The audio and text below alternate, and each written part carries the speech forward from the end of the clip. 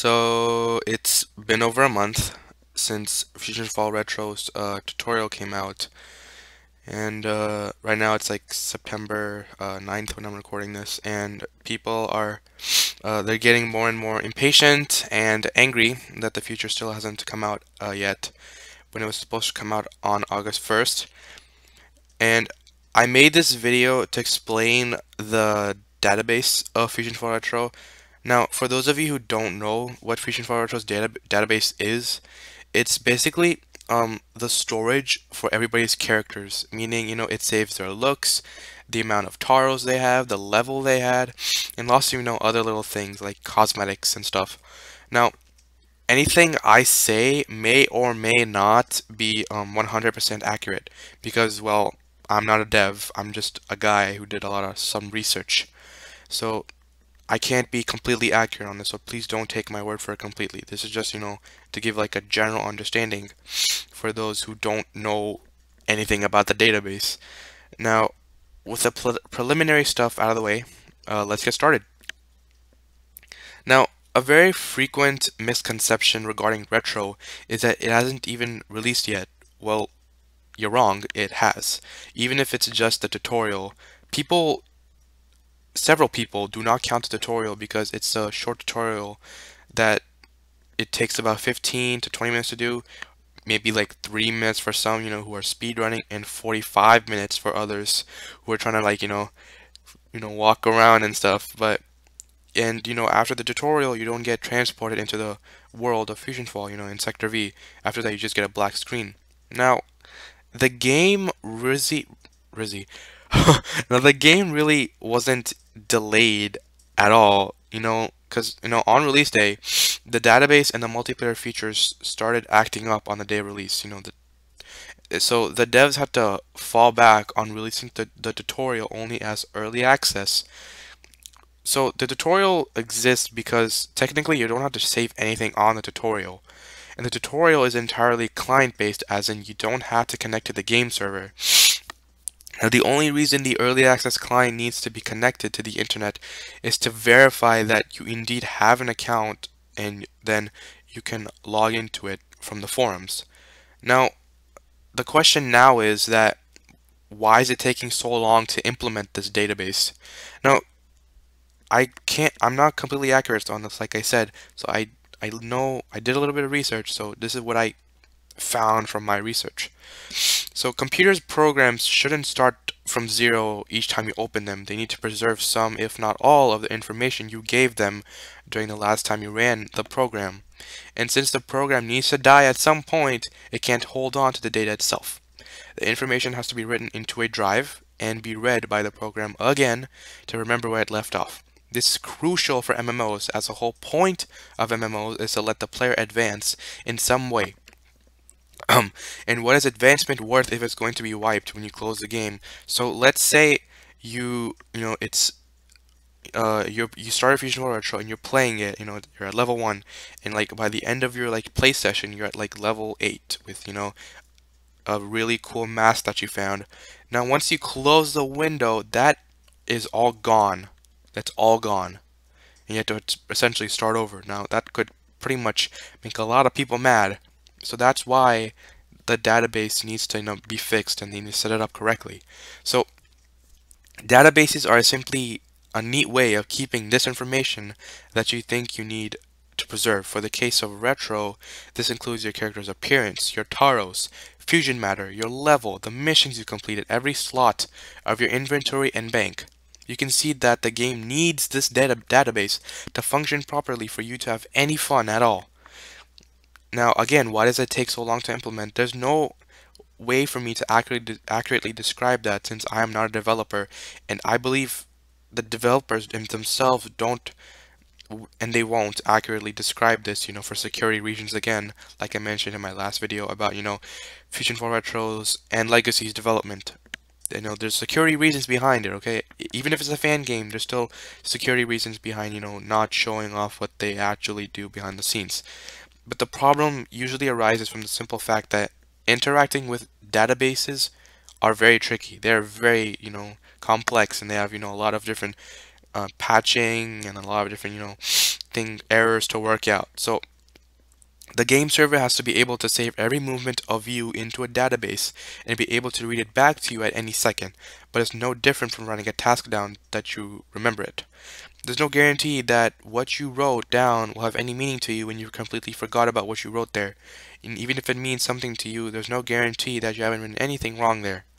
In other words, there's a chance that you'll either not act according to your task at all or do the exact opposite of what you wanted to do. Thus, bugs arise in the computer programs and they're not always easy to fix. Now, you may or may not have understood that. I'm pretty sure most of you are like, "What? What did you just say to me?" Um, exactly. That statement there is basically how the database functions. It's very complex, and props to Wo Mayhem for for figuring this out. Even if it takes a while, he's figuring it out. Even if it's on a slow pace. Another reason that they might be implementing some features that they're implementing some features that will make the game playable. Adding in testing features obviously take a lot of time. Kevman95 said that it's not going to be just walk and talk. They're gonna have a lot more things in there, okay? So, be be excited. So, many let me just continue my explanation. So, more problems arise as you fix problems about computer programs. So, and you can't avoid these bugs in the databases unless you know what's happening at every bit of your RAM and every operation your CPU does. High-level languages are an obvious need for programming things like Fusionfall or even like games like Blizzard's games like Overwatch, Hearthstone, World of Warcraft, all those things. They all have a database. Heck, even Toontown Rewritten has a database, okay? But anyway, they come with a cost that you don't exactly know what your CPU will be doing with one line of code, as it may invoke billions of operations for your CPU to do. It isn't humanly possible to be omniscient about your program, so you take precautions against bugs appearing. But regardless, it's still possible that one feature you implemented at one time is messing up all the other features, and you're left looking at your screen wondering where your life went wrong after hours of eliminating the possible causes. Such is the life of the programmer. This is exactly why we should be a little more grateful to Wo Mayhem, and the devs as a community together. Now, a lot of people are also wondering, how in the world did the devs get this, server? How'd they get the server code and everything? We know that, the original Fusionfall is an old game. It's released in 2009. But why can't we do anything about it? Like, why can't we help Mayhem? Well, it's because of security reasons again. But also, Cartoon Network has the original server code. All we, the players, have is a client that lets you play on that server whenever it's online. The devs are writing the server that gives all players a way to play the multiplayer game on their own, which is a tall order, as you can imagine. Essentially, half the game is set in stone, and the devs cannot alter it much to fit their needs, the client, and the other half, the server, simply doesn't exist, so they have to create it with respect to a client that's pretty much untouchable. Not to mention, a lot of the original game's code was developed by Korean developers, Gregan Entertainment, with little or no documentation. Needless to say, it took a lot of time for them to even get the tutorial out. It took a lot of time for them to decipher what does what in a Korean English soup of words. Now, Retro will have some differences from the original game, but the differences won't be so big as the devs can't alter the client.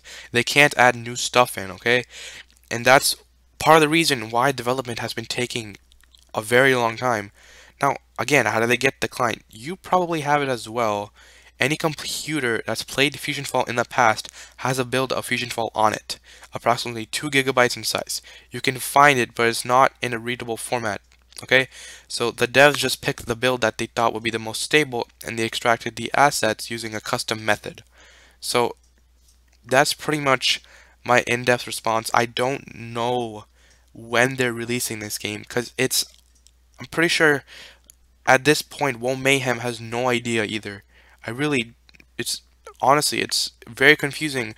This stuff is probably on the highest level of like coding and programming, And that's why even if like even experts of coding, it's hard for them to decipher, what exactly is this server code. Because this code was really messy. It really was.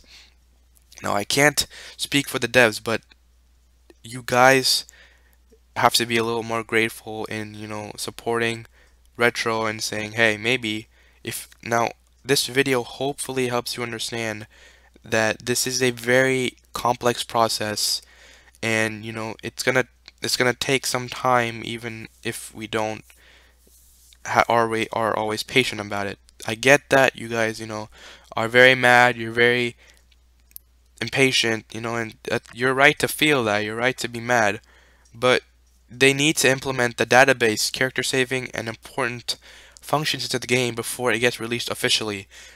Don't worry though, just try to be patient. I assure you, you will all be quiet once this game releases. Like, I know you guys are complaining right now. The second that Mayhem is done with this game and they release it to the public, y'all's mouths will be shut. Completely shut. And the waiting will be so much worth it. Do not listen to anybody who is talking negative about this game, and don't try to be negative about this game, okay? So, that's essentially what I wanted to say.